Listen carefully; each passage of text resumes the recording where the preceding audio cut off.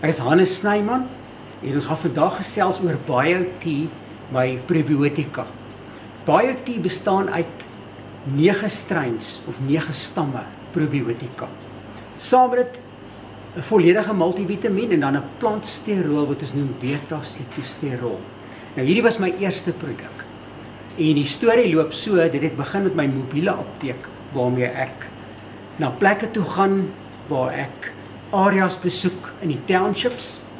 En ek het gesoek na 'n vitamieneproduk vir die mense daar wat baie swak voeding het en wat probiotika in het, wat help sodat die dikterms weer kan werk.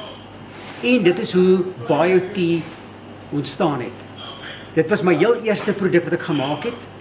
En die Probiotieka Probiotika is 'n volledige multivitamin wat al die vitamiene bevat wat nodig is, wat die liggaam nodig het as 'n aanvulling, en dan die 9 stamme probiotika, baie volledig om diktermfunksie te verbeter.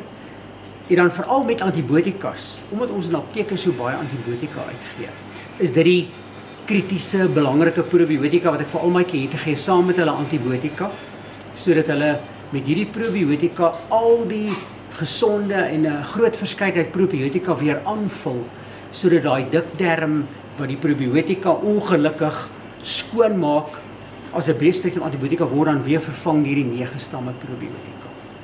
Nou vir 'n bekostigbare prys, gaan kyk op die webwerf, gaan kyk op Takealot en ook op Pharmacist.com. Julle gaan die produk daar sien.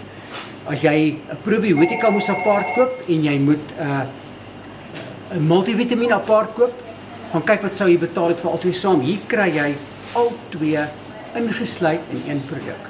So gebruik met vrymoedigheid Probiotieka Probiotika en 'n multivitamin en los vir my 'n paar comments daar en laat weet my hoe werk hierdie produk vir jou.